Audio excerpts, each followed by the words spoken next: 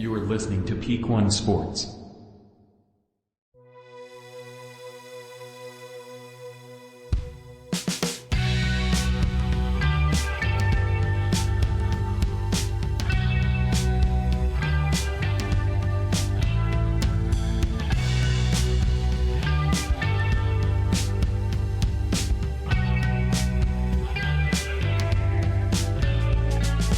Welcome to the Bungalow Sports Show. Back again. Different co-host for 2 weeks in a row. Hi. Joey is just asking to lose his job. You know, people are sick. Now he's back in school. He's got homework. You know, Clay was here last week. Daniel's here again this week. Sucks to be him. You're a reoccurring co-host now. I am a reoccurring co-host. Last time, I guess we could have considered you a guest, but this time you've leveled up, dude. Ooh. And it's hockey season coming up, so So this is my bread and butter. I'll be utilizing you more as we come closer to that. I think I'd like to hear and that. you know what I mean. You and I seem to have not a lot to do sometimes in the middle of the day, so it's a lot easier to schedule things. Yeah, man. Wife works, kid goes to school, and it's just like I can either sit and do emails or I can be here and talk hockey. Hell yeah. And I've lately tried to keep my Mondays of just like measurements and like easy stuff, collecting money, so it's like, anyways, you guys don't care about that. But this show, just like all of our shows, are brought to you by Betalytics. It's football season. Everybody's betting. And if you're like me, you're losing because you bet with your gut. Don't bet with your gut. Go to Betalytics.com. Make a profile, use promo code PEAK1, get 25% off your the cost because they charge because they give you good information. And if you're winning your bets, and you're getting 25% off, then it's nothing. You know what I mean? And the whole thing's worth it. And this week was full of bad bets because see, Betalytics, they do your team sports. They do, your major sports. They don't do MMA, UFC, which is what I mostly bet on. And because it's just there's too many ways to lose.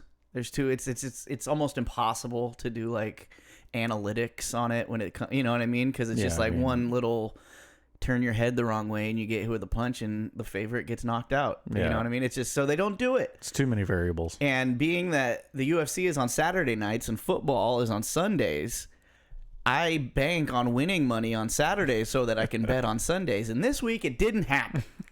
I lost all my money on Saturday night and I refused to deposit any money. I haven't deposited money for like a year. I put every year on my birthday, I put like $100 in my betting account and I see if I can take that, either gain and make it a bunch more or at least keep breaking even and keep it rolling throughout the year. Well, I mean, then you've been doing good if you've been waiting a year to I have. So well, this year, my birthday's on August 21st and my account is at 0. I see. So we may have to do a little depositing next week, but I may have overestimated your. Hey, but that you know what? The last time I deposited lasted me like a year and a half. So okay, so that's good. I mean, lay off, all right? I'm sensitive. I mean, we'll take it for what it's worth. I like to win money on Saturdays and lose it on Sundays because even though I have access to Betalytics, they are our sponsor. I used one of their they have like AI systems that put together like predictions and they have all these different analytical things and then they spit out like some parlays and stuff for you. And on Thursday night was Vikings and Philadelphia. And I did a parlay and every leg of it hit except for Kirk Cousins. He only needed like 3.5 yards rushing. He's a quarterback, not a running one. Right. But 3.5 yards. You think just on a scramble or something he'd get 3.5 yards throughout the entire game? Yeah. But he got sacked like 5 times, so he ended up with negative yards and everything hit but that. But they were pretty close. You know what I mean? But what you're saying is Betalytics it does all of the hard work for you. That's exactly right. And they go and they build stuff for you that you can say, yeah, I like that or I don't like that. Or you can modify what they've built and which is, it's beautiful. Because me, like especially being that I mostly bet on the UFC and like it's an individual thing, so like you get connected to these fighters. And me, I'm a sucker for a cool backstory. I'm a sucker for a cool nickname. I'm a sucker for a lot of stuff, Daniel. A lot of stuff that has nothing to do with betting and how they're going to do in the fight. You're just a sucker. I'm just I'm a sucker. So don't be a sucker. Go to Betalytics and use promo code PEAK1 and get 25% off. They're great. They're great. And it'll help you out. Trust me, because it's only week 2 and I haven't won a single football bet. Loosey Goosey update. All right. Loosey Goosey got a bye this week coming up. Last week. Oh, you guys got a bye? That sucks. I know. I'm going to be calling in and trying to sub for somebody. Hey, you want to sub for us? We might need. If you do, I really do. We probably would need. Okay. If you do need one, text me because I will sub. I'm going to do it no matter who the teams. I just don't want to not skate for a week. Like once the season gets going, I hate the buys. I hate having odd numbers. But anyways, last week we got another victory, 7-4 against FNG. Kind of a little rival.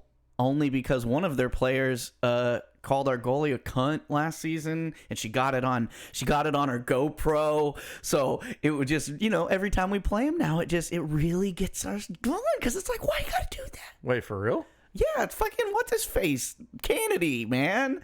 Jeff Kennedy, and it was one of those things where it's like, no, you know what? I saw that video. Yeah, she posted it because she was so pissed because like apparently he's always a dick to her, always has been, even back to like Roller.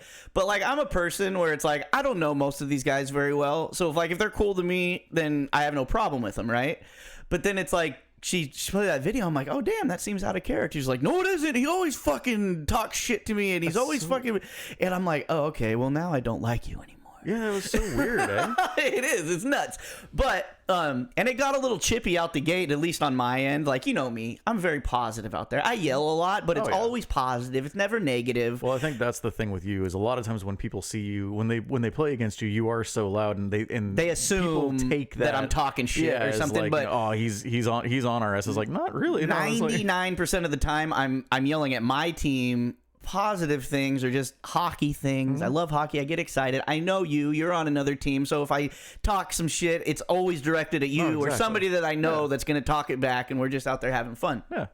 Well, this had nothing to do with that. And it was my first shift of the game, right? And I've just recently gone your direction and transitioned from the full cage thing back to the visor, right?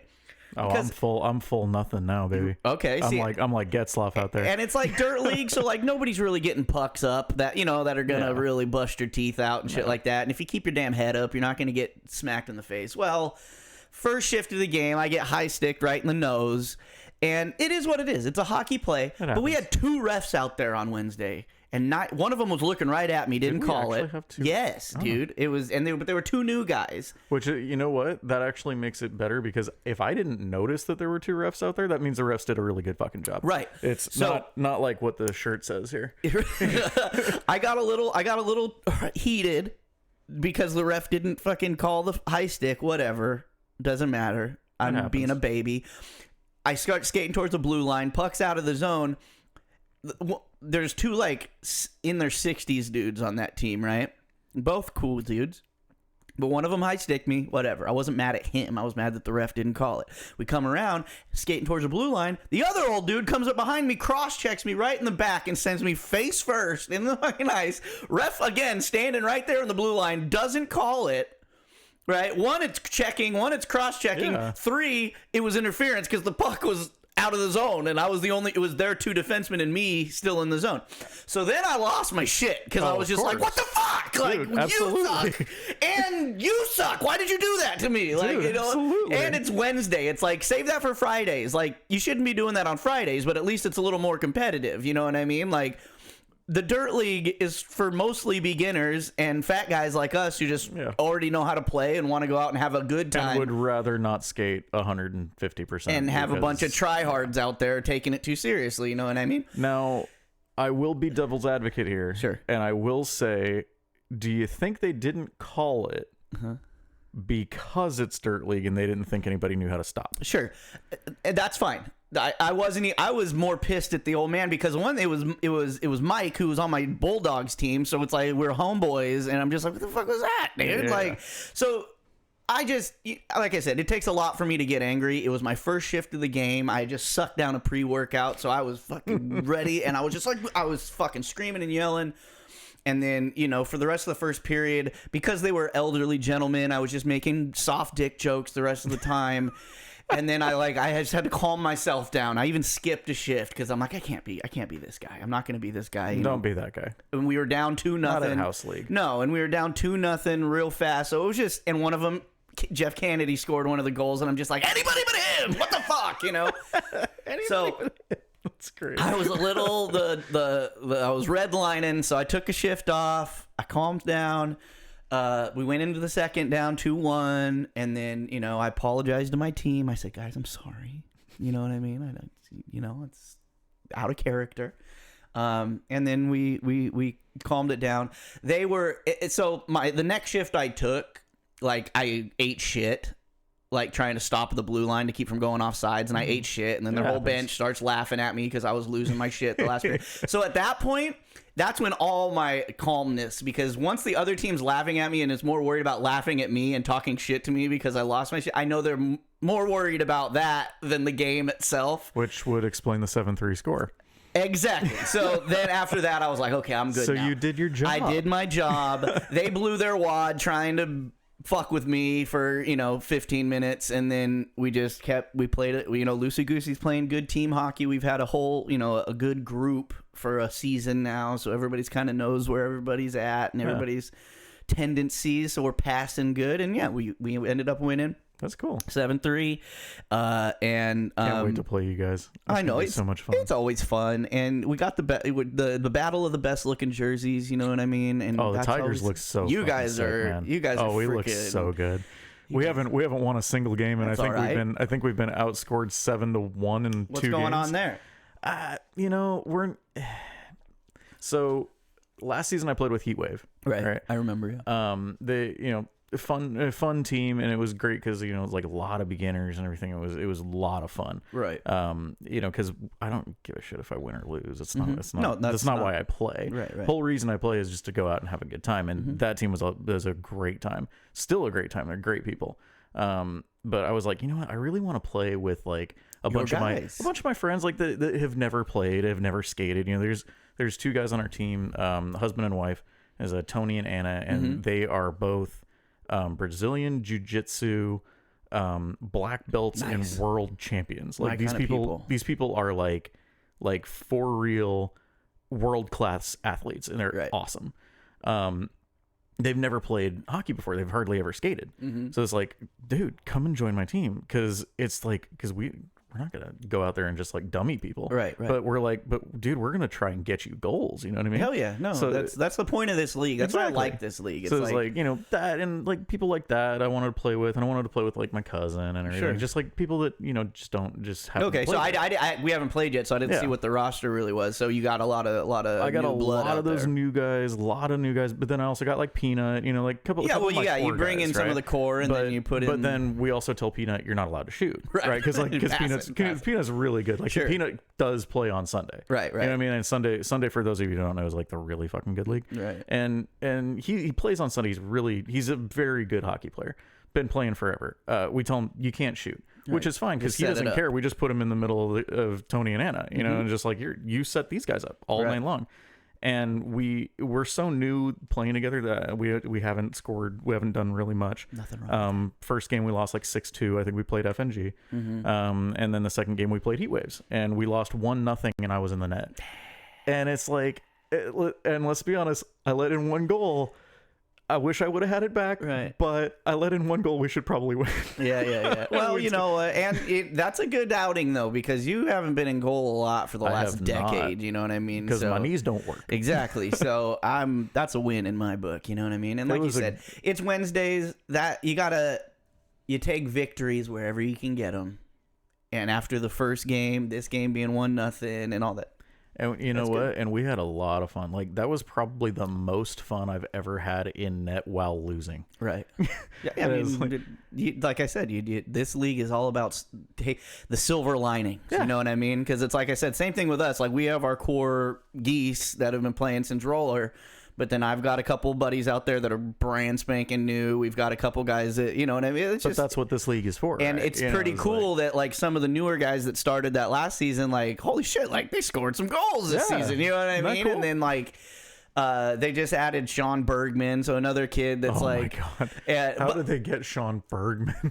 But he's sketchy on the ice still, so it's like, I mean, and then like Lakota is sketchy on the ice still, and Lakota's young, so it's like it's cool. Like we were playing with these kids when they were like 13, you know what I mean, and now they're adults, so it's weird, you know. But it's man, once Bergie gets his feet, he won't belong in this. That's gonna be scary. That's gonna be way too scary. He won't be at all the games. I think that's why he was just he knew us, so like he didn't want to join like a stranger team, and then a team that would get pissed that he's only gonna make a few of the games. I think so. We were like, yeah, dude, that's cool. Like I'll get you a blue practice jersey and show up when you show up. But yeah. Anyways, Dirt League's always fun. Dirt League is the best.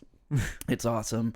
What do we got? Moving on. This weekend we had Noche UFC, Mexican Independence Day UFC, Mexican champion Alexa Grasso defending her title against the woman she beat, Valentina Shevchenko, in the rematch.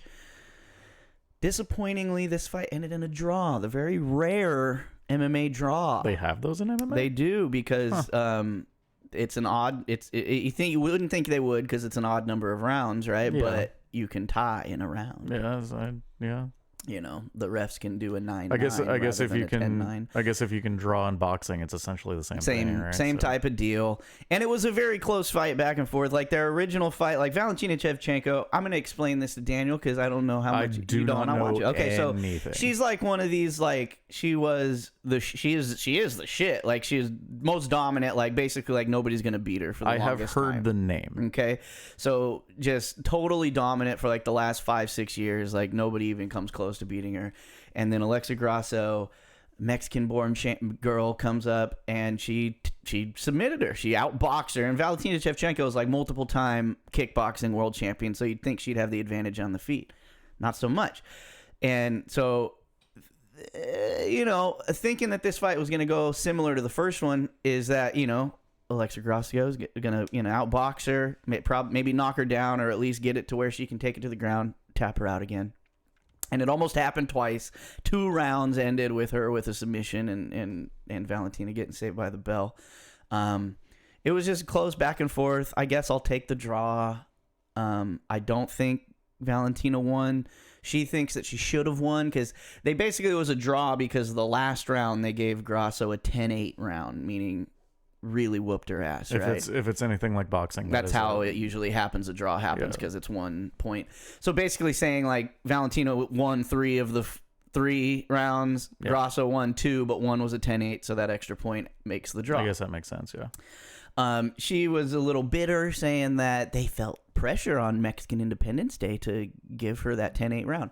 Not the case. You got boxed up in the 5th round, got taken down, got put in a choke, and ended the round in a choke. It was total. She did nothing in the 5th round. So if any round was a 10-8, it was that one. Probably not the best time to come it's out weird. with that. I mean, but she is comment, from like, you know, right? she's Russian or whatever, so she gets a pass. I mean, does she? Like, I almost feel like it should be worse now. I feel like anybody from other countries can say racist shit if they want. Okay, yeah, I guess there's that. I can't get too mad at it. American white guys. Not can't that it was say shit racist, but it was kind of a jab of just like, well, you did almost get choked out twice, and then to say that they did it because she was Mexican, it's kind of weird. But yeah, a little bit. Don't really want to see the rematch. No. I mean, after a huge upset and then a controversial draw, because you're the way not going to go back for round 3. I don't think so. One, because I think Valentina should just move up a weight class, and she'll probably dominate that to 135. She'll dominate that weight class. But 2, this fight was very similar to the first fight, right? And it was. The first fight didn't go the whole 5 rounds. She got choked out in round 3, I believe. And like I said, it was Valentina came out and was kind of doing her thing, real technical kickboxing, kind of keeping her at distance. But then as soon as Grasso landed a couple punches, you could tell she punched way harder, and she knocked her down, jumped on top of her, choked her out. This fight, same thing. The first couple rounds, Valentina didn't dominate, but probably won on points. You know what I mean? Just being a little more technical. But then as soon as Grasso landed a punch, he knocked her down, jumped on her, almost choked her out, saved by the bell, came out, boxed her up in the 4th round, going to, tied 2-2 going into that last one, or whatever the judges. 2 judges had it, one winning, the other one winning, one judge had it a draw. So that's how you get it. It's a split draw is what they call it. So you got 3 judges. One for Grasso, one for Zinchenko, one tied it, so that it's a split draw. So it's not like they all had it as a draw, right? I mean, I wouldn't be mad if they made the rematch. You know what I mean? It wasn't a very entertaining fight. I just think the same thing's going to happen again. And as a UFC fan, you're still going to watch it. I watch everything. I'm a degenerate. You're not gonna. I watch bare knuckle fighting. I just like watching people punch each other. Like it's my favorite pastime as an American. Like we just reserve the right to punch people for money. Oh, exactly. No, I mean, like I said, it's fine if they want to give it to her, just because, like I said, Shevchenko was such a dominant champion. I think she could get all the rematches, and you can't get mad at it. You know what I mean? But I just see the fight kind of playing out the same way, and then this time she submits her again. It's just, like I said, this time she just got lucky, and she put a submission in with 30 seconds left in the round, and she was able to fight it off for 30 seconds and to the horn. She had 2 or 5 more seconds. The fight would have been over 2 different times. It sounds like a lot of Grasso is just kind of waiting for her opportunity. Pretty much. And she's just so powerful. It's crazy. Like, her punches are powerful. Not to say that, like, women aren't powerful punchers, but it's fewer and far between in the female rankings that you see somebody that just hits like a ton of bricks. And Mexicans are known for that. They're known for having brick heads and having brick hands. You know what I mean? I always tell people, I'm like, you get in a street fight with a Mexican guy, kick him in the legs. Kick him in the legs. Don't try to punch him in the face. You're gonna break your hand. You know what I mean? You're gonna break your hand. But it's like and then her chokes are insane because they weren't even chokes. Like, you think she was going for a rear naked choke. Like, what she choked her out with the first fight, it was a face crank. It was basically where she went for a rear naked choke but didn't get it under the neck. She just had it across her mouth. And there's a funny clip, you can find it online, of Joe Rogan because he's commentating the fight. When she lets go of the choke after she tapped out, Joe Rogan goes, "It looks like she's sunburnt," because so much blood had like risen to the top because her arm was like right here. So when she let her arm off, it was just paper white from her nose down, and her top of her head looked like a tomato. Wow. So even without having it over the neck, it was like she was going to break her jaw or she was going to pop a blood vessel, do something. That's so it's just strong right there, a very powerful woman. So anyways, congratulations, Alexa Grasso. I didn't fucking win because it was a draw. Yeah, that's another thing right there. And I didn't get to bet on football because of you, but we'll do a full breakdown. Me and Alexa will do a full breakdown on the Bungalow Fight Show on Thursday at 6 p.m. Tune in wherever you are. Yeah, go check it out. Daniel's here, so let's talk about hockey. Yeah. Here's your weekly reminder that on the 22nd, which is 4 days from right now, preseason starts.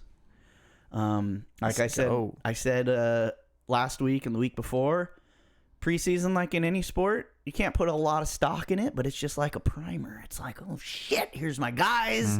Here's the new look. Here's whatever you got. Every team's got some kind of new look going on. Like with the Sharks, I'm excited about like Mackenzie Blackwood. I know we've got a solid goaltender, but it's like I want to see Blackwood. I want him to put Blackwood in. I'm excited about him. A lot of people are not giving him a lot of credit. I love Blackwood. Me too. I've been a fan of him for a while. He's had some injuries, of course, as it goes with goalies. But man, I don't care. I don't care what you think about guys with injuries and whatnot. But man, goalies.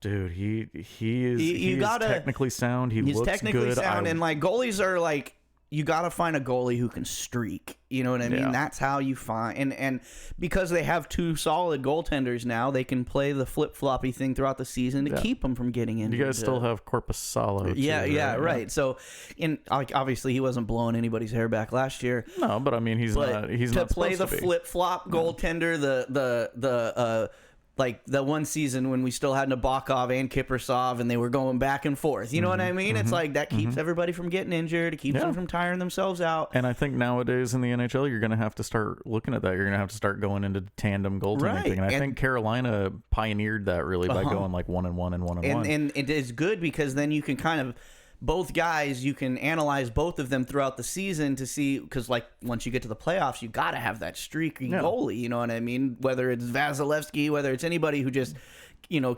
Price has done it where it's just like they have these seasons in these playoff runs where it's just like, oh, that goalie is not carrying the team, but it's just like without that guy, they'd be fucked. You know what I mean? You think about it too, and Carey Price, you know, even Carey Price, even like guys like all-time greats like Brodeur or Waugh and that kind of thing. If they had a tandem goaltending situation where they didn't have to play 70 to 80 games a year, and then hit playoffs, right? Like, man, you wonder how good they would have been. Like Carey Price. That was only the issue with him, is like that's what I'm saying, right? His body just didn't hold up. Like they went through the Maple Leafs, they fucking smashed through most everybody else, and they got through Vegas. And that's coming from a goaltender, people. You know what I mean? Absolutely. And then they ran into the Lightning at the other end of that, and you know, it was a weird year because of COVID and everything. But man, that guy, like, and there's a handful of goaltenders who have that same story where it's just like this guy is just, you know, virtually unstoppable, but it's a long season. Put the team on his back. And then the playoffs are like a whole nother season of double the intensity. And it's completely different game. Like if you cannot fight or throw a punch in the playoffs, it becomes a game of longevity to a game of just pure aggression and intensity. It's like goodbye round one, you're done. Right. So that's what I'm looking forward to with the Sharks, is maybe getting their goaltender situation nailed down. We got a lot of young guys. We got a lot of you got a lot of potential there for the skaters and goaltending to be very good. And just seeing like this is going to be the first year of like all Mike Greer decisions. Yeah, that you know makes what sense I mean? Too, kind of like he's the first year of he was here last season, but there was a lot of stuff, you know, players and contracts and different things holding over from the season before. And then, you know, we got rid of Carlson, and we still have our core, you know, our Vlasics and our Coutures and Hurdle and stuff like that. But it's like, for the most part, it's a lot of young guys that he is deciding, like, this is what we're going to do, and then we'll see how it plays out. Can we talk about that Carlson trade? Yeah, I would love to. There are pundits and there are people out there, like, everywhere on NHL Network, and they are all convinced that Pittsburgh got the vastly better end of the deal. So that's the thing is, and that's where I started out, right? I started out with that just because of the contracts coming with the two players that came to the Sharks. Mm-hmm. But if there's room for renegotiation or room for even just cutting them or room for whatever. Even their term is nothing. Right. There's like 1-2 years on so then most of those after guys. I did a little more research and stuff, it was, and then you look at Carlson, you look at the Penguins, you look at how Carlson plays the defensive position. Is like, he won a Norris Trophy, but it was just because he scored so many fucking goals and got so many points. It wasn't because of his defensive play. No, he's awful in his own end. Right. You know what I mean? And really bad. Pittsburgh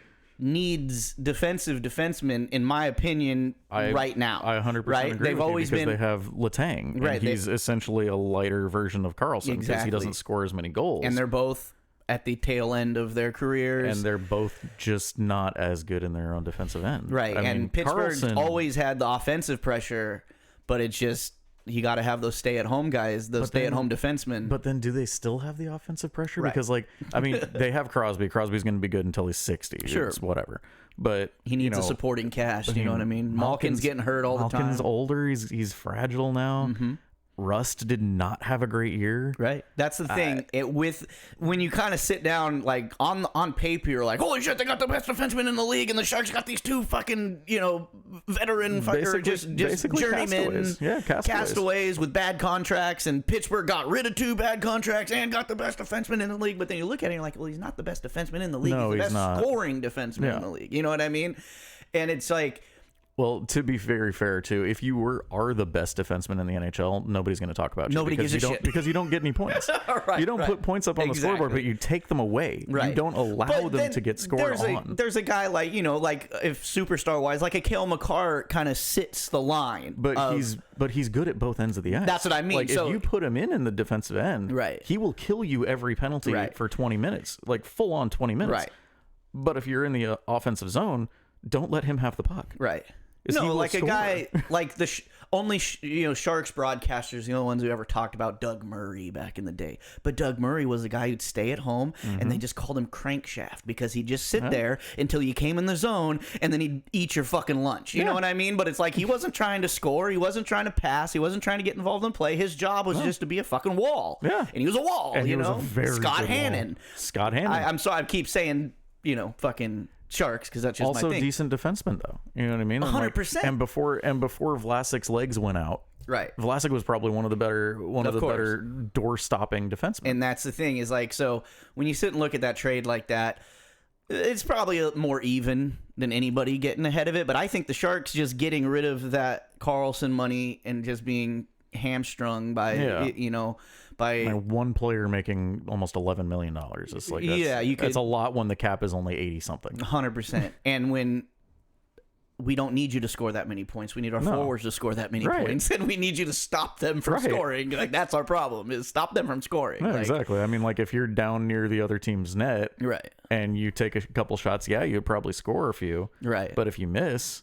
well, shit. How many defensemen we got back there? Right. Well, you're one and you're up here. So where are we at here? Yeah, and the Sharks are like, everybody has their generation, their generations of teams for their team. Like you're a Ducks guy, so you had your Pronger years, you had your different things like that. Sure and like, did. But it's like now we don't have, we don't have Marlowe, we don't have Thornton, we don't have Pavelski, everybody, we're recycling basically, you know what I mean? Two of the all-time greats that should have and never did win a cup. Right, but that's the way it goes, you know what I mean? That's teams going in cycles, and we're in a recycle, and I don't know, what do you think about your Ducks this season? Where are you at right now?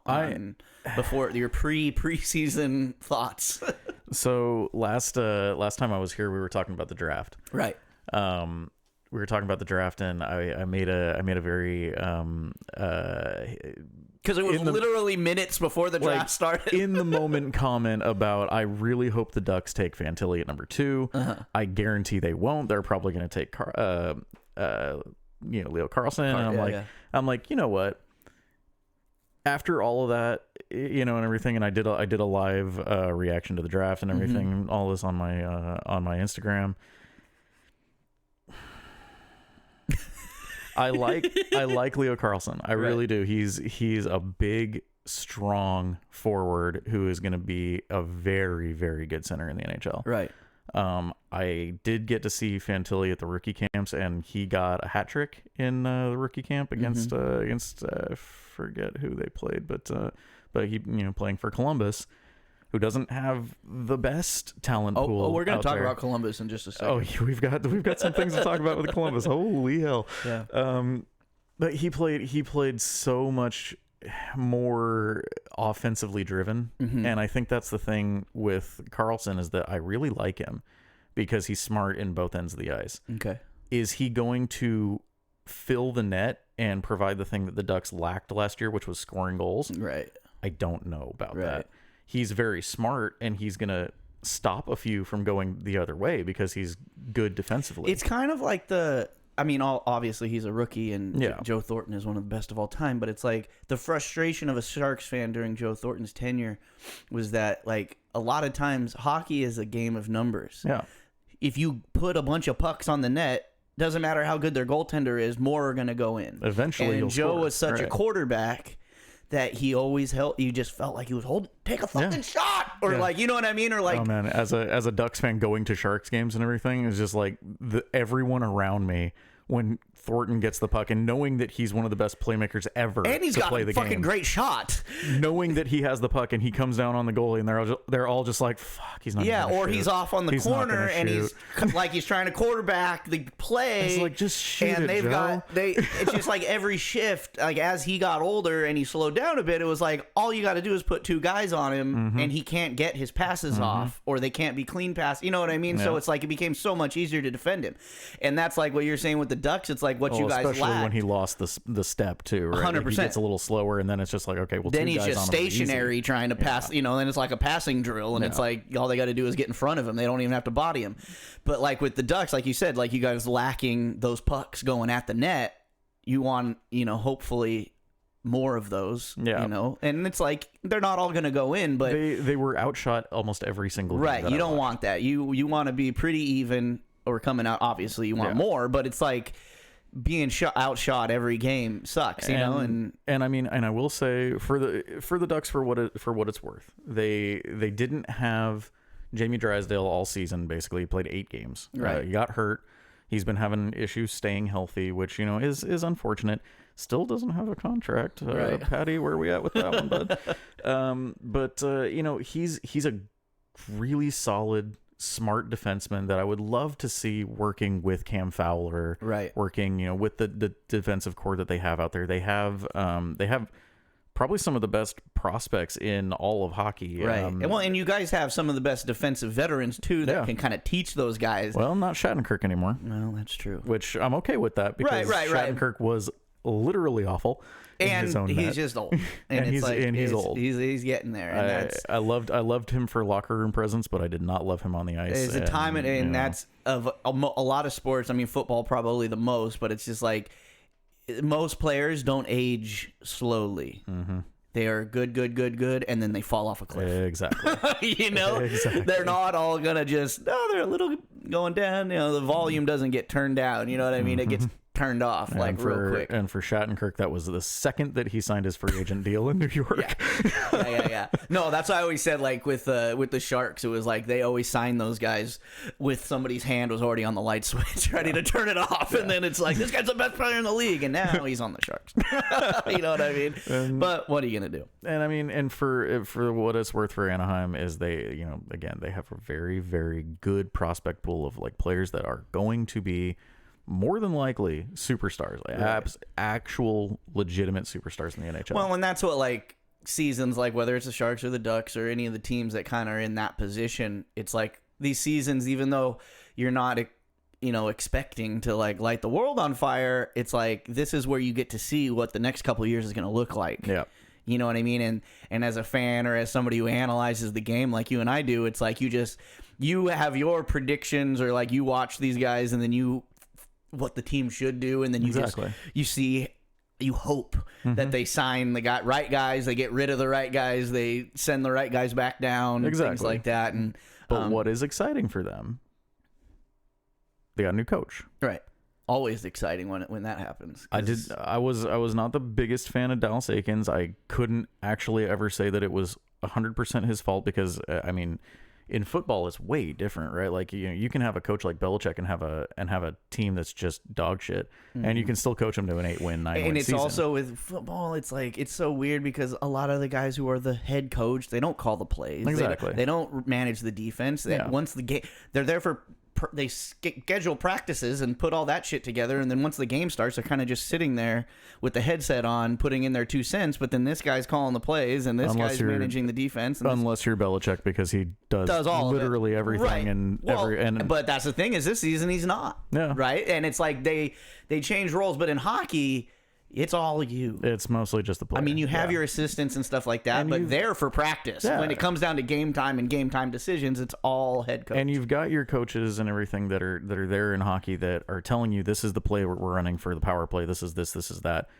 But I mean, as soon as the puck drops, I mean, you could execute the play, or you have no idea what you're going to do because the puck bounced a different way. 100%. You know what I mean? So it's just like there's only so much that you can coach in hockey, and for what it's worth, I don't think Dallas Aikens did the best job that he possibly could have done with this roster, with Anaheim's roster last year. Right.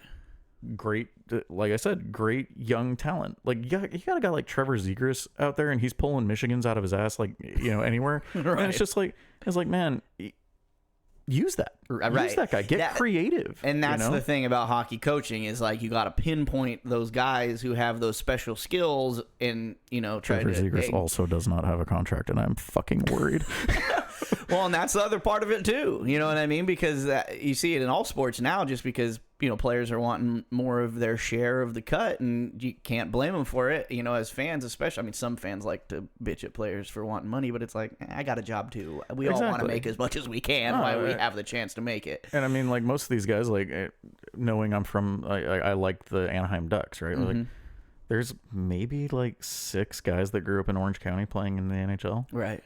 They don't want to play for the Ducks. They want to go play for the Rangers. They want to go play for the Leafs. You know, like somewhere where they're gonna make a ton of money. Right. Like, I mean, Zegras is from fucking Michigan or Right. something. It's like if he doesn't get signed by the Ducks, he's just like, oh great, I might be able to play for the Wings earlier. You know what I mean? It's like, yeah, because especially in hockey, because it's such a, I mean, of all the major sports, it's the least popular, right? So you got to imagine they've got the least amount of merch money. They got the least amount of ticket sales, whatever the case may be. But there's just those, whether it's a Canadian team or it's the Blackhawks or it's the Red Wings, there's those original teams that are always going to have a pile of money no matter what. You know what I mean? Like when our favorite teams, they got to be good to make that kind of money. You know what I mean? Because you were relying on casuals to bring the eyeballs and stuff like that. But yeah, it's a big thing for our area. It's hard to grow the game when it's sunny outside. And and you forget, like, people still act like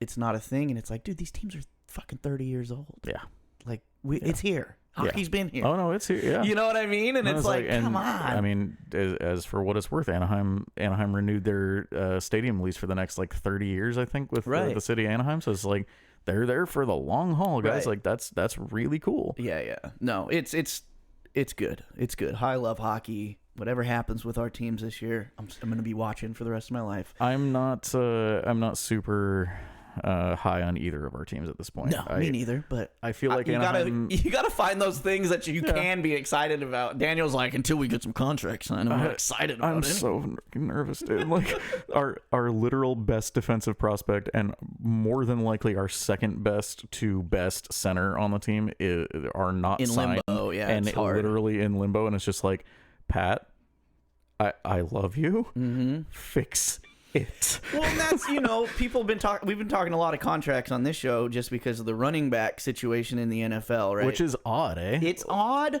but nobody wants to pay these guys. Just like every other sport, and we were just talking about hockey having its generations and your team recycles its players after a while. In football, because I've been playing fantasy football for so long, you see trends, right? So like when I first started playing fantasy football, it was all about quarterbacks. You had to draft quarterback first. And this was, you're talking like 2009, 2010, right? And then it was a few years of that, and then it was all running backs. Yep. And then a few years after that, it was all wide receivers. And it's still kind of in that wide receiver era right now.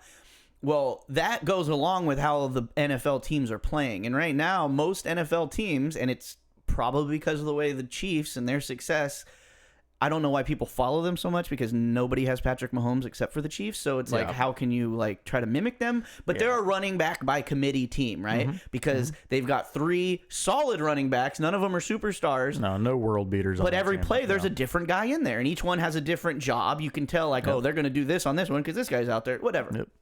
So every team right now, unless you have one of these major superstars, which, like, 49ers, they paid Christian McCaffrey, right?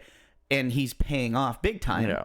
But it's like, you look at the Saquon Barkleys, you look at Dalvin Cook, how he went to the Jets, you look at a lot of these guys. Crazy how those guys just off a cliff. And it's just it's an injury-rattled position. Yep. And in a sport like football, where I think 3.5 years is the average career length. Yep. Right? Running backs is less than that, because you are getting hammered every play. Whether you actually get the ball or you're blocking for the quarterback, you're getting fucking smashed every play. So they get injured more. So all that stuff factors into how much money and length of contract you want to give to a guy. And then this whole running back by committee thing has swept the league, where everybody's got 2 guys. They don't need that superstar. They just need this guy who can go around the edge. They need this guy who can go up the middle. They need this guy who can block hella good. Well, and if you've got a decent fullback who can block, then you don't need that running back who can block. You know. And I think it's harder now, because back in the day, you used to have like an Emmitt Smith or an Adrian Peterson or somebody like that. That just. But those are those years I was talking about, you where hand the ball to him and you just let him cook. Those years where you're drafting a running back first. But it was those years. But now it's. But I mean, like. They don't make them like that no more. No, and they really don't. And it's with like the influx of the quarterbacks, like younger quarterbacks, i.e. Mahomes, Joe Burrow, Josh Allen. These guys are airing the ball, and they can run, and they throw the ball a million fucking miles down the, So a lot more passing than there has been in the last half decade, or at least mostly passing game. And then the teams that don't have a quarterback who they can pass that much with, and they're a short pass team, they've got 2 running backs, you know? So it's like everything's different and everything changes, but that's the thing is like hockey's not like that. And to leave these guys in limbo that just because you had a disappointing season last season, like that's not a reflection on Seacrest. You know what I mean? God, That's not a reflection on these guys because of football, obviously a team sport, and you need your offensive line to block for the running back or the quarterback or whoever else. Hockey there's a real fine line between individual and team sport, right? Because, and then you have these certain guys who can play both of the game. The frustration with Joe Thornton is he could play the individual game, but 90% of the time he played the team game, which is good. No, that's great. But it's predictable after a while. So you want those guys who can thread the needle and like at the right time, they don't pass it. They take it to the house. The Ovechkin is like a perfect example of that, right? But he's also the guy that doesn't really play the team game, really. This is true. He's, I guess, he's the anti-Joe Thornton. He's the 90% individual. Which I love. I love Ovi, and he's honestly a great leader. Like he is well respected in that locker room, and people love to be around him. And he's a great person. If he can fire it, he's firing it. But I mean, like he's gonna have 100 points, and 90 of those are gonna be goals. Right. So hey everybody, newsflash, sports are different. But yeah, in case you didn't know, all these guys need to be played. But we'll talk about football in a second. You brought up Columbus a second ago with Fan City. Let's talk about the big red bitch, Mike Babcock. I don't know if it's just my Red Wings versus Sharks hatred from like the early 2000s that really made me hate Mike Babcock, and I'm just like, why's your face got to be the same color as your jerseys?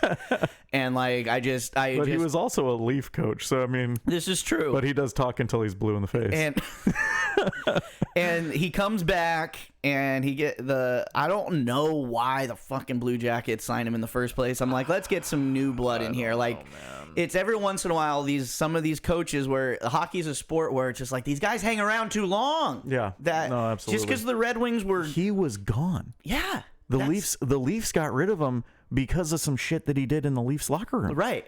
That should have been enough red flags right there. And aside from that, you can be a coach, like you brought up Bill Belichick, like that guy can be around forever. Yeah. Not just because he's had a successful team, but they won 7 fucking Super Bowls. Yeah. Like, just because the Red Wings were good for like 10 straight years, like, okay, they got a couple cups, but it's like you were so fucking good, you should have had more. Oh, yeah, absolutely should have had more. And if it was all you when you went to the Leafs with the roster you had, you should have had more. You want to hear something crazy? You want to see something crazy? Go to NHL.com and look at like the rosters from when Babcock was the coach to the Red Wings. It's nuts, dude. Goaltender, roster, everything. Holy, like, how did they fit all those guys under the cap? Now that doesn't happen. Can't. Yeah, it's impossible. But looking at how he managed that team, bro. Yeah. How did they lose games? That's the thing. And that's with a guy like him, just specifically, and like I said, it's just maybe my bias, just because Sharks were, I had a lot of disappointing games against the Red Wings in my early adulthood, late childhood, you know what I mean? It's just like, Babcock also used to be a Ducks coach. Well, probably another reason you don't like him. I don't know. I mean, I just don't like the guy. I don't think. And then there's a lot to not like. If you hadn't heard, so we just said, Columbus came out of nowhere and hired him as their new coach this season, and the season hasn't even started yet.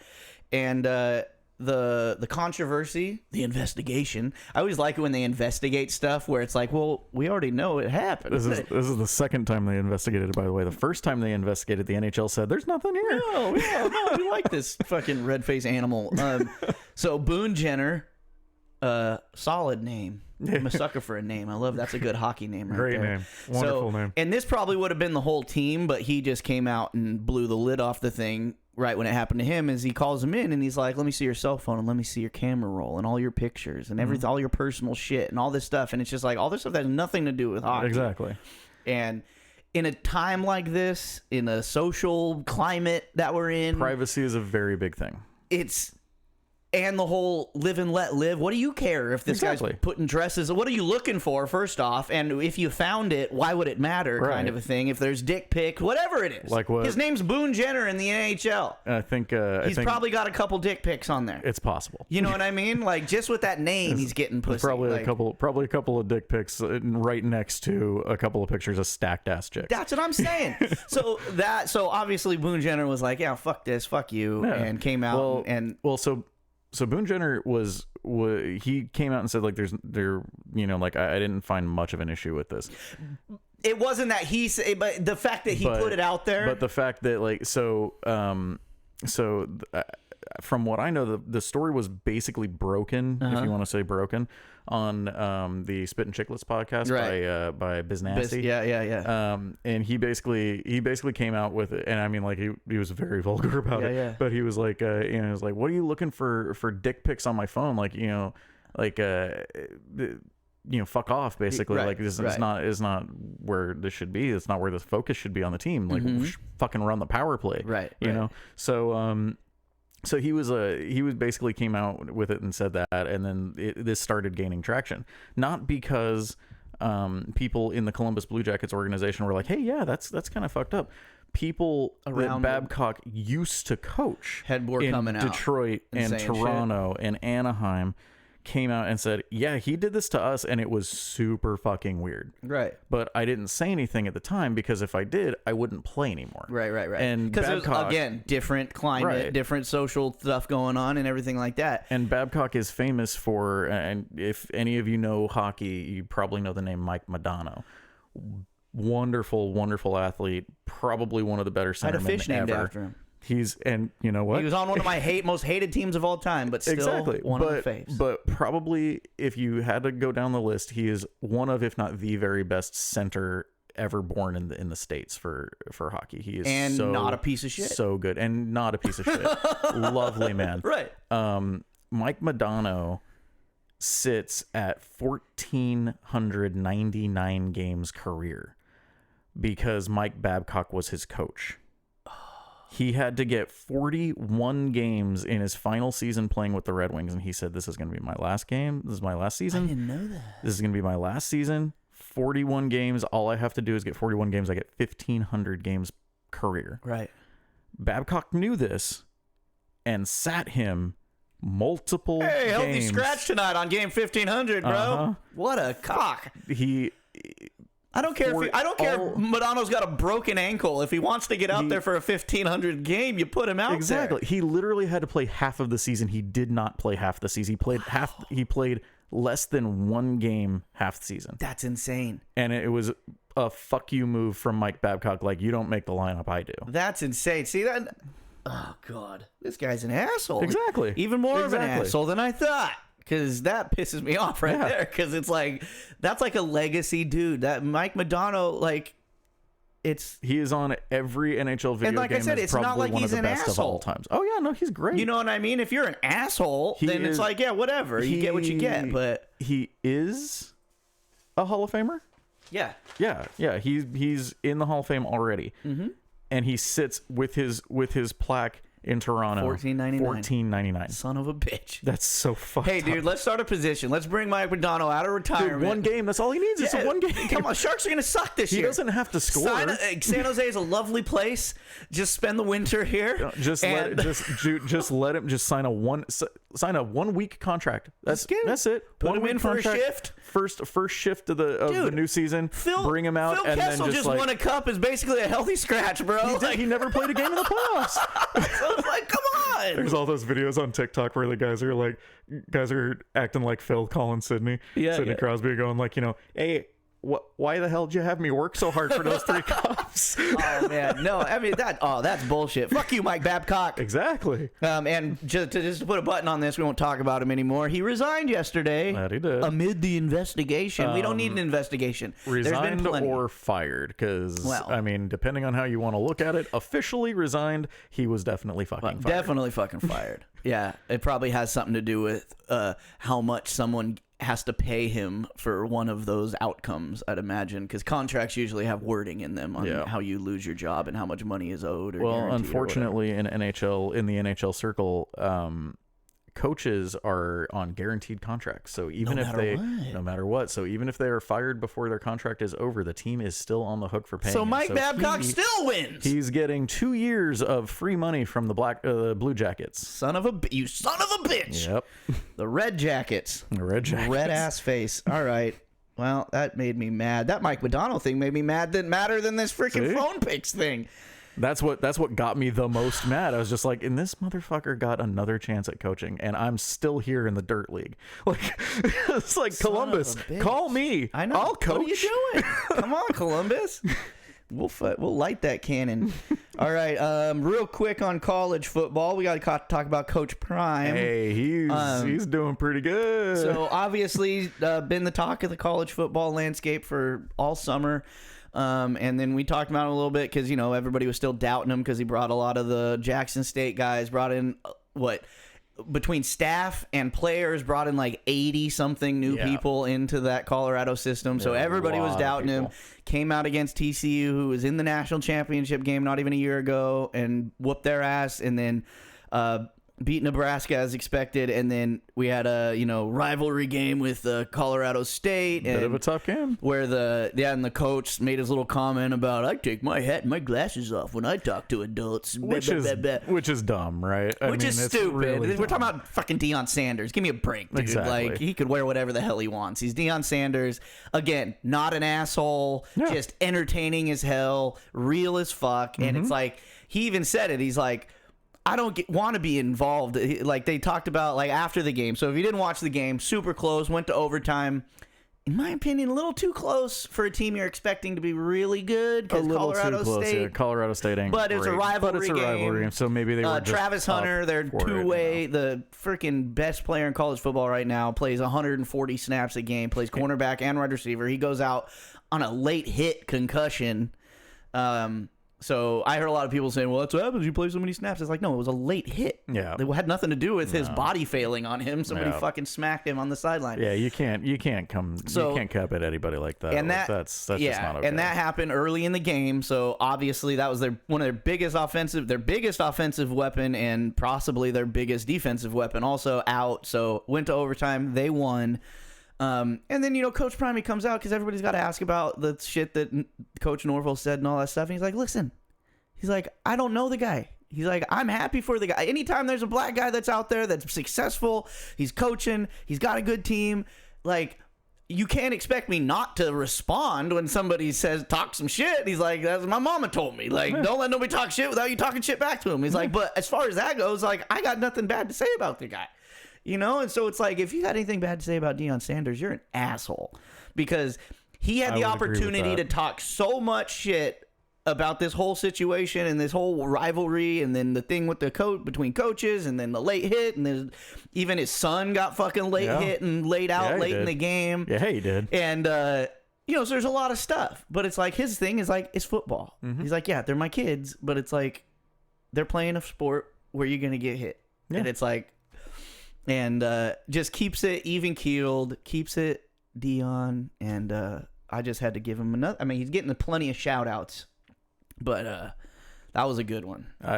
Nothing but class. Yeah, that guy. He's awesome. And I hope, just like when sports analysts have to eat crow, because like there was barely anybody giving him any credit, or just not even, let's see what happens. Just they're gonna be bad. Yeah. You know what I mean? And it's just like, oh, well, fuck. All right. Go ahead. Doubt. That's the best thing in sports, is a little bit of doubt.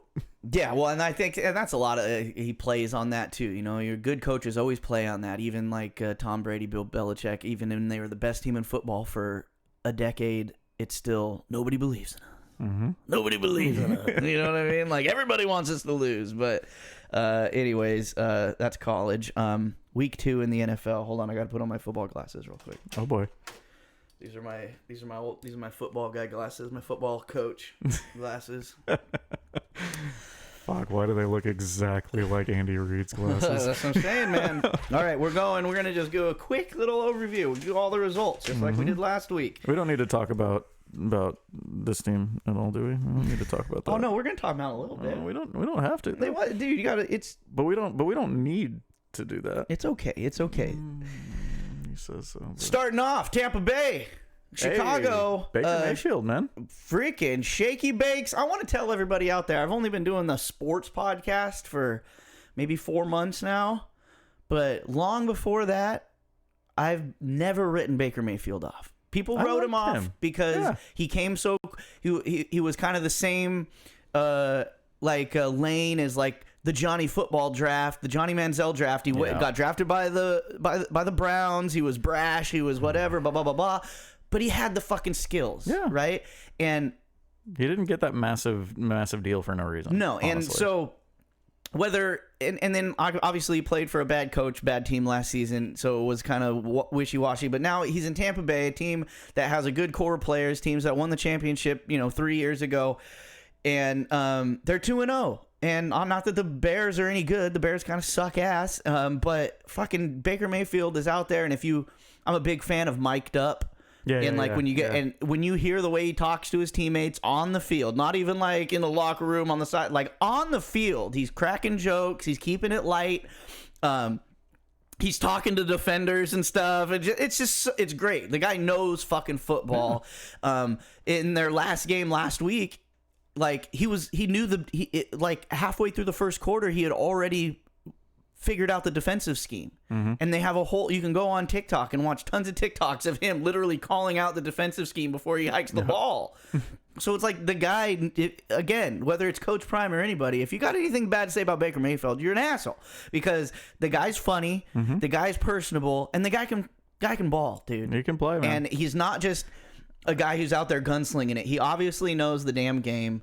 And I think that was the thing too, is everybody wrote him off. 100%. It was like a little bit of doubt, right? They wrote him off as that, look at him, all these Hulu commercials. Look at him, all this, blah, blah, blah. It's like, you get the commercials, but you got to be able to play the game. It's like, put him on a team that's worth a shit. Exactly. Like, he played for the Browns. Played for the Browns. Let's be honest. And he played for the Panthers. He played for the Browns. The Browns were like, we're going to get Deshaun Watson. He was, for the short amount of time that he was on the Rams, when he had to come in, he balled out. He played great. You know what I mean?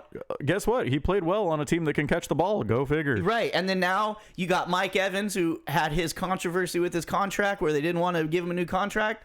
He comes out there and Mike Evans is already having a career season 2 games in because he's got shaky bakey throwing him the ball. I think he went to the Panthers that one year and they cut him, right? They cut him or they No, he was kind of their bridge quarterback because they've got what's his name over there now, CJ Stroud's on the Texans, but anyways, one of those. He was just, and they had freaking Matt Rule, who's coaching for Nebraska, and it was a bad situation, and whether it was going to the Rams for a short time or now in Tampa Bay where they had a core group of players, guys who could catch the ball, coaches that are known for scheming around the players they have, not just trying to...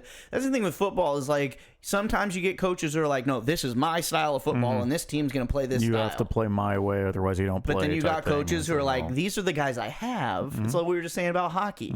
You find your guys and what each one does good, does bad, and you shift your game plan around for what they can do. And Tampa Bay 27-17 over Chicago. Detroit, Seattle, this was a nail biter going into OT. Detroit obviously is on everybody's trending up list. They're playing great. I'm a big Jared Goff fan just because I'm a Rams guy, and another guy I think because he's kind of low key and he's kind of looks like a Ken doll and just kind of doesn't look like he can take a big hit. You know what I mean? Just doesn't look like a gritty guy, but he, again, a guy who makes smart plays. Seattle beat him in OT. Yeah. So one thing that happened with this game, and I'm trying to get Yahoo Fantasy to load. But one thing that happened with this game, my guy, I drafted him in the 2nd round, I think. David Montgomery. Wonderful running back. He is getting a lot of touches. Ahead of Jahmyr Gibbs. People thought that Gibbs was going to get a little bit more of the workload. Montgomery seems to be handling that a little bit more than Gibbs right now. And it's one of those things where Gibbs is getting his flashes out there, but it's because they're running both the guys. They're running both the guys, but then Gibbs goes down. Right. And now Montgomery's then the the game was a little bit closer, and then the Seahawks started to turn it up. And Seahawks, I just want to say something real quick. Let me come here. Last week at a 7-leg parlay, all the games hit, and I went against my heart, and I put you in my parlay, beating the Rams, because the Rams, just on paper, just in everything, not going to be that good this season. They shouldn't be. And you guys are running high on Geno Smith having a career resurgence. You give him that big contract. Kenneth Walker balling out. You got that big monster DK Metcalf. And I'm like, of course they're going to beat the Rams in week 1. And you didn't. And then you come out and you beat the Lions, who were supposed to light the world on fire. So Seattle, you're on my shit list. You're not getting any more of my parlays. Seattle is on my shit list as well, and I'll tell you why. Why? I also went and got one of their wide receivers, because as we talked about before, wide receivers are kind of a big deal in fantasy football. I went out and got Lockett, that's it. I went out and got Lockett. Tyler Lockett. I thought that'd be a great late. He's round always pick. good for a second or a flex or something. Exactly. Like That was my thought. He played awful in week 1. I mean, just awful. Just terrible. Yeah. So I was like, you know what? I don't even want him. Yeah. He's on my bench. I'm gonna see if I can trade him. Yeah. He's gonna sit on my bench. I'm gonna put DJ Moore in his spot. Good move. Yeah. Then he goes and does week 2. That's what I'm saying, dude. Fuck these Seahawks. Why though? I'm telling you, dude. That's why a 7-leg parlay. I mean, it was a $5 parlay. I was gonna win $309. You know what I mean? Jesus. Seattle over Detroit, 37-31. What I'm hearing is Seattle owes you $300. They owe me. We'll back out my $5, so we'll say they owe me $303. There you go. Okay.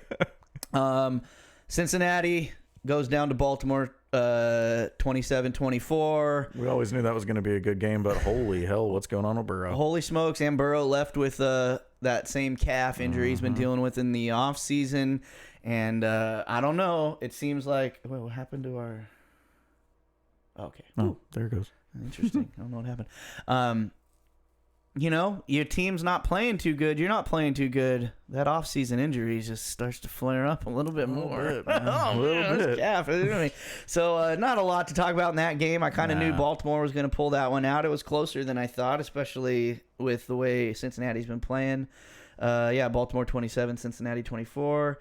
Jacksonville, KC, 17-9. Low-scoring game for Kansas City. A lot of Kansas City fans might be a little bit worried. I mean, obviously they're winning, but it's also like that team's supposed to score like 40 points a game. You know what I mean? And with Mahomes as your quarterback, yeah. You know what I mean? And they've got wide receivers right now that can't catch the bullet pass and whatnot. I mean, they've got Kadarius Toney. They're throwing balls to Kadarius Toney right now. Can't catch it. It's a problem. Can't catch it. And I mean, as a Jacksonville fan, you got to be looking pretty good because, you come out and you win week 1 and then you keep it close with Kansas City. I think they could have won that game yesterday. Probably could have, but the defense played them tight. So that's good. I think they got Travis Kelce back and he's dating Taylor Swift, so it was just like it was all signs pointing KC. Yeah. Casey's on hopefully they're I drafted Kelce in the first round with my first pick, number 3 overall, and then he didn't play week 1. Risky move there, bud. All right. Houston, Indianapolis. Indianapolis wins 31-20. No surprise on the winner of that game, the big thing here is Anthony Richardson. Anthony Richardson. Yep. In concussion protocol, but you know what that means? My other boy, Gardner Minshew, the second. Yeah, it's time. He gets to come in some of that Minshew magic. So we'll see. I think there's like a day during the week cutoff that if you're still in concussion protocol, you can't play Sunday. So I think that's we will see how that plays out, but honestly, I think Gardner Minshew, he's a solid backup. He could be a starter if he got enough chances, maybe. I like Gardner Minshew in this role. I also like the fact that he's playing in Indianapolis and they have a great running core. Right. And then they don't even have Jonathan Taylor because he's on the PUP list. And that's I'm with how they're playing in the running game. I don't think Jonathan Taylor's coming off that list, dude. I mean, I think he will after week 4. So? After week 4, he will. I mean, like, and then he'll just probably split the time and get back to. And the thing is like and whatnot.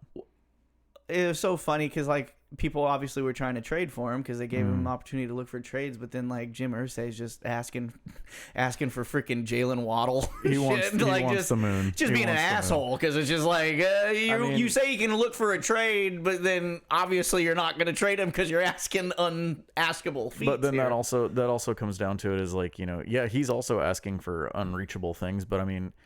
Take it 5 years back, sure. And he's got a guy that lights the world on fire with his legs, and he can run the ball. Mm-hmm. You can trade him for anybody you want in the world. Right. Now running backs don't get paid. And that's the thing is, but then that's also you're paying Jonathan Taylor whatever his contract remainder is, and then like you said, they've got a solid running court without him. Yep. I think there's some decisions to be made in Indianapolis. I think so too. What do we got here? We got Atlanta, Green Bay. Atlanta. It was a surprising game. 25-24. I know. And, I got Bijan Robinson. He was my first pick in one of my leagues. He's just carrying the ball. Desmond Ridder is doing enough. Yeah, enough is and that's a good fine. word. He's a young guy. He's got to get used to it, and they're winning. So it's fine right now. Everybody after last week is saying, God damn, Green Bay. Did they go 3 franchise quarterbacks in a row in the draft without even blinking an eye? They might have. Jordan Love looking pretty good. I mean, it was a 1-point loss, so you can't really put that on anybody. But no, I don't think so. So he played well. He played well. No, and that's the thing. It's football's an odd game, and that was just like a battle of 2 young quarterbacks. And I think just the tipping point in that one was Bijan Robinson. I think. It's funny if you want to akin the Green Bay Packers to a hockey team. Mm-hmm. That's what we do here. Well, yeah. We bring everything back to hockey because it's the best. I mean, it's what you got to do, right? I mean, I'm wearing the shirt, right? Uh-huh. So, if I was to compare the Green Bay Packers to an NHL team, it would have to be the New York Rangers. Sure. Because, they're a very good team, legacy team, blah, blah, blah, all this kind of thing. But we're talking about more than likely 3 franchise quarterbacks back to back to back. Mm-hmm. It just doesn't happen. Mm-hmm. The Rangers had King Henrik. Oh yeah. Now they got Shesterkin, and before that, they had why am I blanking on his name? Because we're old. Yeah, that too. Played for Team USA in the Olympics. Just the fact remains. Amazing goaltending in New York, and that it just continues to happen for no apparent reason. And you know what? No hardware to show for it. You know what nothing. I mean? And they got the one. They got the one, but so did Aaron Rodgers got that one, true. and Brett Favre got that one. That's true. So looking forward to Jordan Love possibly winning one Super Bowl in his career. Now on to Daniel's team. Uh-huh. Buffalo 38, Raiders 10. That's all we need to say. Well, dude, I wouldn't feel too bad about it. It was not a good game on the Raiders side, but you had a Buffalo team that definitely had something to prove. Yeah, well, they lost that first week, and then it was like... And Josh Allen looked horrible in that first game, so he was out there trying to prove something. He looked pretty rough in the first quarter of this one as well, and then he was just like, wait, I'm Josh fucking Allen. Right. I can play football. And, I mean, not... to bash your team, because it's like my dad's favorite team, and the reason I'm not a Raiders fan, not that I'm not a Raiders fan, I grew up in a house of Raiders fans, and it was just constant disappointment. I always talk about this. I am a Raiders fan, so I'm used to being bashed. So go right ahead. Josh McDaniels, I don't like him. I hate him. I absolutely hate him. I don't fucking like him. I don't know why people like him. I don't know why teams keep wanting him and all this shit. And it's just like, God damn it. I don't like the guy. I absolutely hate him. He is the sole reason that Tim Tebow is not a quarterback anymore. You guys got the wrong McDaniel. I love Mike McDaniel. McDaniel's a terrible coach. He's been a terrible coach forever. The guy you move on from John Gruden when he had his whole email thing is him. They should have brought back Gruden. Keep the guy that replaced him and was the interim head coach. He was doing fucking gangbusters. It was Jack Del Rio, right? No. That was before. That was before Gruden. Anyways, the thing about the Raiders and their coaches is just like, what? Like, first they traded Gruden back in the day. You know what I mean? And then you get him back. And then obviously because of social climates, he had to be let go or whatever because of the stupid email shit. But the thing is now that Dan Snyder's gone out of Washington, John Gruden wasn't the problem on that email chain. No, he was. You know what I'm saying? He was. Felt like a smokescreen to me to keep Dan Snyder his job, owning the team for longer. I suppose either way, he had to be a scapegoat. None of them look good. No, honestly, but you're talking about old football guys. What the fuck you think they're talking about? Yeah, and much. Then I felt like that whole group, his name specifically being thrown out there and dragged through the mud was a smoke screen to try to get Dan Snyder to be able to hold on to that team, which he didn't in the end. So can Gruden get his fucking job back? He probably doesn't even want it because he's like, fuck this. Like, I don't want to be in the limelight. He'd probably like the money because now there's nobody that like he can't get his job back at That's true. ESPN because of that and all that CBS stuff. Or anything and else, that's the thing that pisses me off is like, why do you got to fire people?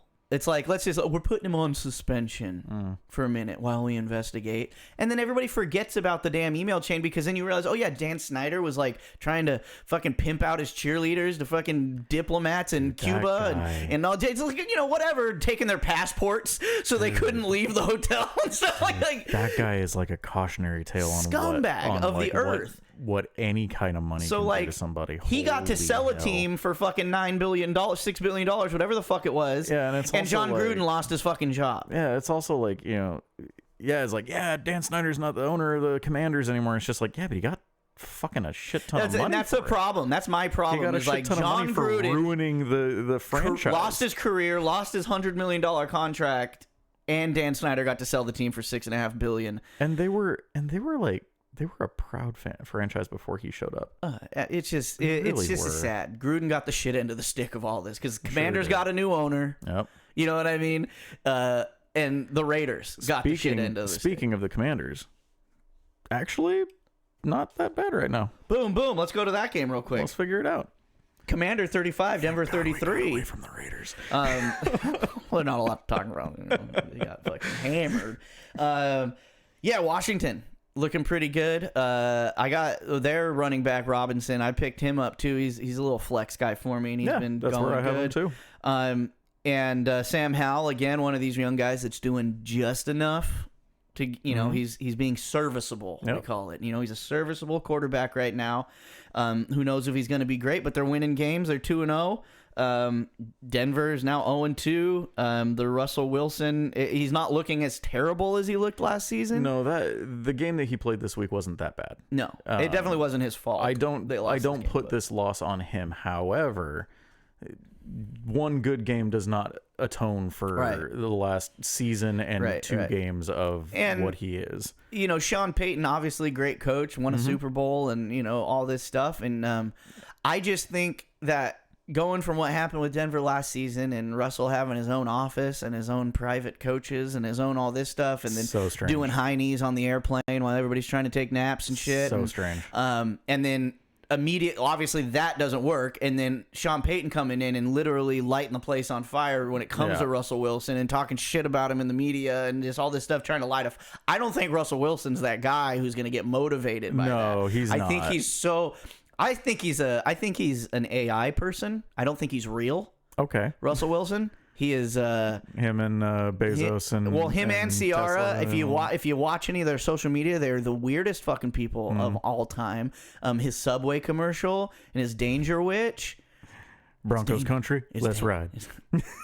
That right there was what like sealed the deal for me that he's like he's a robot or he's an alien or something. Like all this alien stuff in the news, it's like, yeah, you want proof that there's aliens among us? Russell Wilson.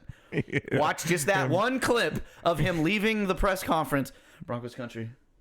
Let's ride. Yes, what? The fuck are you doing? Him and Elon Musk talk about their goings on at the mothership every night. Yeah, it's he's a bizarre dude, and like I never wish bad on anybody, and I was a big Russell Wilson fan because I'm a little guy, so I like all little quarterbacks. You know what I mean? I like him too. I don't like it. But I like it now that little guys are getting their shine in the NFL, but I don't. I think he's another one of those not a gradual fall. It's a straight off the cliff. I think he's done. I don't think he's just not. like you said, he might not play terrible this season, but he's not enough to put that team over the hump with the roster they have. Jerry Jeudy's got turf toe still and shit, and and so what are you gonna do? But Washington is the story of that game because they're 2-0, and it's the first time they started 2-0 since like freaking the 90s. And they looked awful in that game in the first half. And in the second half, they were like, okay, that's enough. And they still pulled it out. Yeah, you know what I mean? And I'm a big fan of old Riverboat Ron Rivera, their coach. You know what I mean? He's one of those guys who... We talk about guys, why do these guys keep getting chances? You know what I mean? Because, like, really all he ever did was take Cam Newton to a Super Bowl and lose it, you know what I mean? And you had Cam Newton in his prime. You didn't really not have to do much because he was out there running the whole team. But I don't think for what he's worth, he's not bad. No. He's not a bad coach. Again, serviceable, just like his quarterback over there. Which is fine. Yeah, that serviceable is fine because you make the playoffs and anything can happen. 100%. Tennessee beats the Chargers in OT, and the Chargers are just plagued. Talk about a team that has had like the roster of rosters for the last 5 years. They had Phillip Rivers as their quarterback for so long. Just at the quarterback position, I talk about this all the time, whether it's Dan Fouts, Phillip Rivers, now Justin Herbert. It's like you've got these franchise guys that you put guys around because Phillip Rivers had receivers. He had Antonio Gates. He had... what's his God? What Tomlinson? Was so LaDainian Tomlinson. Yeah. And now it's Austin Eckler, it's Keenan Allen. It's like you've got guys. They had Junior Seau on defense. Like, what the hell? And like the team should never be as bad as they are. And now they're 2-0 again. And the pain continues. And even their home city hates them now because what I like to call them is the LA. San Diego Chargers of Los Angeles. Yeah. Just like I call the Oakland Raiders of Las Vegas. Yeah, well, that's another thing too. That's why I'm a big fan of that because because the Angels in baseball do that now. They did that before, right? Los Angeles Angels of Anaheim. Yeah. So fucking stupid. So when I don't agree with your relocation, I just call you by your old name. And if you're any kind of fan of any Southern California team, you hate LA no matter where you're from. Oh yeah, for sure, unless you're from LA, right? And then. And that's if you're Anaheim, you're the Mighty Ducks of Anaheim, whatever. That was fine because you call out Anaheim. Los Angeles Angels of Anaheim, you pissed off literally the entire Orange County area and LA because you're not their team. The Dodgers are their team. Right. So it's like you don't have fans, which is maybe why they still suck. Yeah, I'm a thing about like relocations of like if you're gonna move. You gotta change it up because it's just like it was like the Oakland Raiders of Los Angeles of Oakland of Las Vegas, and it's like I don't know, whatever. I'm not a fan of the fact that they're in Vegas, but I also do like Vegas a lot more than I like Oakland right now because of the fact that Oakland just doesn't give a fuck about sports. 100%. No, and Vegas is. I'm totally fine with the Raiders relocation, the A's, all this stuff because fuck Oakland. Obviously, they don't give a shit about sports. And fuck them. You don't deserve to have a team. I don't mind Oakland. I love Oakland. Yeah, I love Oakland as a place. But how are you going to do that to... You lost the Warriors. You got legacy you lost the teams Raiders. there. It's not you have the A's going like, we are rooted in Oakland. And then you're just like, we don't really want to build you a stadium. They were going to go to Fremont just to fucking... Because they couldn't be there, you know? And it's like, that's And then the Giants were like, that's our spot. No. But it's like you've got teams that are like legacy teams. It's not like they're new teams to the leagues. It's not like... They're teams that have won championships, that have... freaking history, and you're more worried about other things than keeping them around, so fuck it, you don't get them anymore. Exactly. New York Giants squeaked it out against the Arizona Cardinals, and I'm surprised the Cardinals are actually playing as well as they are. Well, I think they're playing with a chip on their shoulder because everybody's saying they're tanking. Their organization is obviously acting like they're tanking. I thought they were tanking. Yeah, they are. They're trying to, but their defense is like, no, fuck that, we're not. Which is so weird. It's so weird. Because as a player, you don't want to tank because how you perform is how much money you get to make. Exactly. Because all those guys aren't going to be on Arizona next year, so they want to put good shit on film. Most of them are not, You know what I mean? So you can't go out there and act like you're tanking because then nobody's going to sign you next year, you know? So I mean, it's absolutely true, but even so, is like they get all these guys in like the trades and the free agents and everything like that that are just poo poo. Oh yeah, they're just bad. Yeah, and they're still keeping all these games close. Like you feel bad for like players that have been on that roster for a while, like Budda Baker, James Conner, these guys who like are really showing out even with the shit end of the stick over there. And it's like, fuck, I wish you could go somewhere else because And they probably will before week 8. Of course. They'll probably get traded. And I talked last week because it's so funny. With Caleb Williams from UFC, front runner for first round pick next year, and his dad's pulling the whole, we might just stay in college depending on who gets the pick. And it's like, that's obviously saying if Arizona gets the first pick, we're staying in college. And it was like the debate of like, do you do the Eli Manning and get drafted by San Diego and say, I'm not playing for them. Sorry. You need to just trade Phillip Rivers for me. Uh-huh. Or do you just, before you even go to the draft, just say, nah, we're staying. But that's the problem. You stay in, they're probably going to get the first pick next year too. You know what I mean? So, my Rams, not looking good most of the game, and then kind of started making some hay at the end, 23-30 against San Francisco. San Francisco's is a freaking juggernaut. I can't believe how good they are. The Brock Purdy experiment is a successful one. I mean, so. 2 weeks. I know it's only 2 weeks in, but the guy had his arm snapped in half, and then he comes out, and that was the big thing. Is like, can the guy even play anymore? I think you can tell, right? Like after in football, in 2 weeks, you can tell. Yeah, you can tell what's going on. And it's just he. You love that. The Mr. Irrelevant thing, last pick overall, all that kind of shit. They went and got CMC. Yeah, they already Debo had still. Brandon Ayuk and Debo, and their defense is insane. So there's not a lot to talk about there. I can't. Other than the fact that I cannot believe they're that good. It's just one of the. If they don't make the Super Bowl, it's a disappointment. I think so. Yeah, I mean, as far as I know it's too early. It's 2 weeks in, but like Daniel just said, the way they've played these last 2 weeks, if they even do a fraction of that for the rest of the season, they should make the Super Bowl. Exactly. Dallas whooped on the Jets. Zach Wilson had 3 interceptions. Another team that I cannot believe is that good. Dallas? Well, and their defense is that good. Oh, you know what I mean? And Tony Pollard is that good. And Tony Pollard, and that's another guy I like, because Tony Pollard, I was early on him in fantasy, like for the last 2 seasons. I didn't end up being able to get him this season, but last year and the year before that, I didn't even touch Zeke. If Zeke was available and Tony Pollard was there, I was taking Tony Pollard because the guy is a solid running back and he just positive yardage. You know what I mean? So it's like Zeke. It's another one. Yeah, straight off. Yeah, he's gonna be eating out of oatmeal out of that bowl. Pretty much, pretty soon. But yeah, Jets, Instant obviously. oats too, not even the good kind. Just the Jets. What is another cursed franchise? Football's full of cursed franchises, dude. Jets is a big one. Bengals is another one. Son of a biscuit. Lions, 100%. I mean, and it sucks for the Jets defense because that up against even like the Dallas, the Niners, and the Jets probably have the best defense in the league. Yep. And you've got 2 teams that are 2-0 and I know the Jets are 1-0, but they should be, or 1-1. They should be 0-2.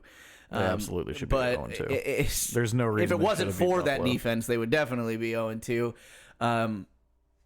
It just sucks. I mean, I know they're saying we're sticking with Zach. Zach's our guy. You shouldn't. Probably shouldn't. I think you should be calling Phillip Rivers right now. He just had another kid. He's got another mouth to feed. He probably like a 1-year contract or some shit, dude. There's I don't know if you ever watched Tom Grossi. Oh yeah. And he did a little skit where he was like, he was the Jets front office, and it was like, all right, gotta find us a quarterback. Tom Brady, you thinking about it? No. Hello. Yeah, I mean, there was rumors they should trade for Kirk Cousins, which I think is in the cards if the Vikings lose another game.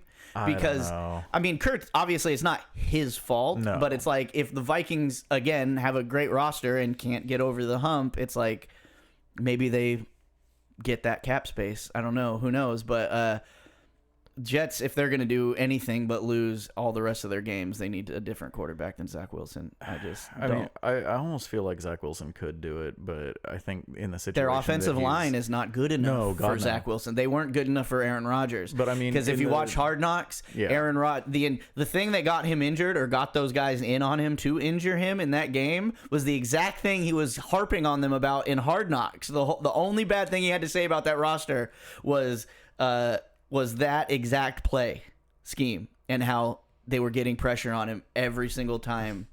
And it happened 3 plays in. So obviously they've got offensive line problems, and I don't think Zach Wilson can be successful without having enough time. Because he does need to develop a little bit more and whatnot. But I mean, a little bit and a couple more seconds to make a decision. But I mean, another guy with that, like another thing with him is like he's got the potential to be good. Sure. but I just think. But he's if you too just raw. if you're getting rocked every other play, that potential goes bye real quick. Yeah. Because either you start seeing ghosts, or you get hurt, or you get Derek Carr. Exactly. You got Derek Carr, one of the most promising quarterbacks in the NFL. And look what he's doing with the New Orleans. You know, he's showing that he is still got the promise. He's a great quarterback. I've always loved Derek Carr, but he's never had anybody in front of him to protect him. Nope. And then his last season, he had Josh McDaniels.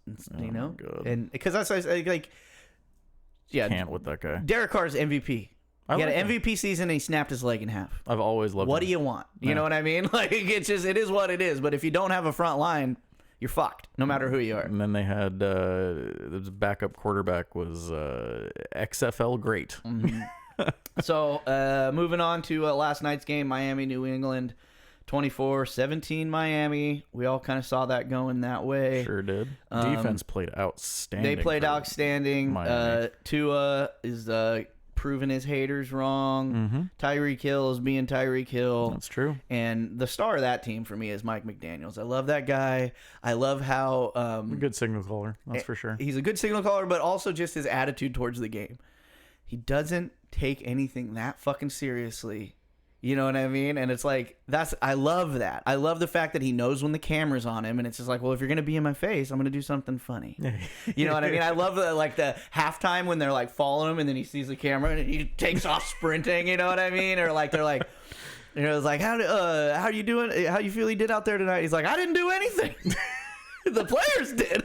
You know what I mean? It's just this is a guy who's just happy to be there. Or just like his thing is like, what changes is when his first season in Miami, when it was last year was his first season, right? Mm-hmm. And it was just like, what changes are you having to make, you know, as a person, you know, going from being a assistant coach, being a head coach and all stuff. And he's like, well, I find that I'm having to shower a lot more. I used to be able to push it from Sunday all the way till about Wednesday. Did he really but say you that? guys got to talk to me so much now that I feel like I have to smell a little bit. Like, just stupid shit like that. Did he really say that? Oh, yeah. No, That's it's one of my favorite hilarious. TikToks of all time. That's It's just like, I used to be able to hilarious. push it from Sunday till about Thursday. Like, it's just...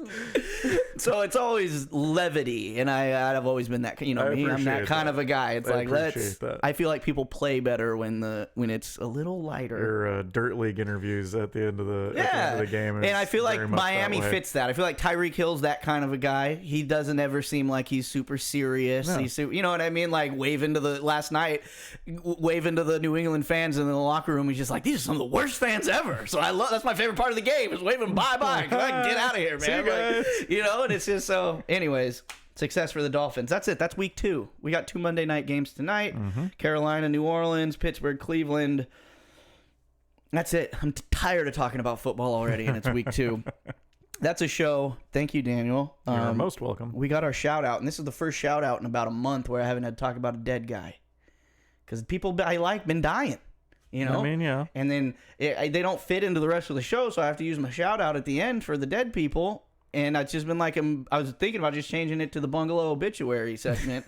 But nobody died this week that I gave a shit about, so... That I gave a shit about. Holy fuck. This week, the shout-out goes to our boy, bringing it back to hockey. Jaromir Jagr is starting his 35th professional season of hockey at the age of 51 in the Czech Professional Hockey League. Oh, my God. I know he owns the team, and he's playing and whatnot, but, man, you don't got to keep going, buddy. Fuck yeah, you do. Whatever, man. Push it. Just like that old man who fucking cross-checked me in the Dirt League, dude. I mean... You got to be out there. But he doesn't play Dirt League. Like he's playing pro. The Czech League is really fucking legit. good. It's a legit league. Really good. Yeah, no, it's so just that being that he feels like he's good enough to be a starter on his own team. He is still. I think he could be a fourth liner in the NHL probably if he. Oh my God, he could be a second liner. Like on we the just Ducks. said, Phil Kessel won a cup, and you know what I mean. And he's 15 years younger than him. So shout out to Jagr, man, all time great. He's got all-time hair. He's the king of the lettuce. I can't wait until he finally retires, because the second that he does, the NHL is going to be like, hey, we can put you in the Hall of Fame now, right? Right. Like, Even though you're you coming to just Toronto. retired, you've been out of here for a while. So, and I can't wait to see his bust. They got to put the lettuce in the bust. Oh yeah. And shout out. Well, in hockey Yarmir. they do the plaque. Oh, that's right. So. They don't do the bust. They do the plaque. But they definitely They need will to do a have side that plaque. profile. Oh yeah. Side profile. But yeah, so shout out Jaromir. congratulations. The Bungalow salutes you. I better take these off because I'm talking about football anymore. That is a very Yarmir Yager thing to do, the salute. That's right. Thank you, Daniel, for joining me. You're most welcome. I hope to see your face more around here. Hopefully, I'll be subbing for the Bronze Tigers on Wednesday. Oh, it would be nice. Okay. That'd be great. All right, guys. All right, everybody. Thanks for watching. We appreciate you. Go make sure you're subscribed to Peak One Sports Network on YouTube and enjoy your sports. Thanks, y'all.